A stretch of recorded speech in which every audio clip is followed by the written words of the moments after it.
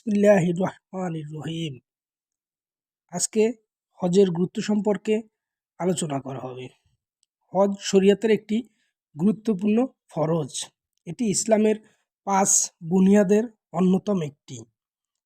আল্লাহ পাক বলেন, মানুষের হজ করার দায়িত্ব আল্লাহর উদ্দেশ্যে। যাদের সামর্থ্য আছে আল্লাহর ঘর পর্যন্ত পৌঁছার, তাদের উপর হজ ফরজ করা হয়েছে। আল ইমরান আয়াত 97।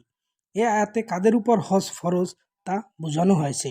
সঙ্গে সঙ্গে হজের নিয়ত সহি হওয়ার গুরুত্বও বোঝানো হয়েছে। হজের নিয়ত হতে হবে সম্পূর্ণ খালেস। কোনো রকম মার্কেটিংয়ের নিয়ত, দেশ ঘোরার নিয়ত, বেড়ানোর নিয়ত, আবহাওয়া পরিবর্তনের নিয়ত ইত্যাদি নিয়ত রাখা যাবে না। নিয়ত হতে হবে একমাত্র আল্লাহকে রাজি খুশি করার জন্য। হজ হতে হবে আল্লাহর উদ্দেশ্যে। তাই ইরশাদ হয়েছে, মানুষের হজ করার দায়িত্ব আল্লাহর উদ্দেশ্যে।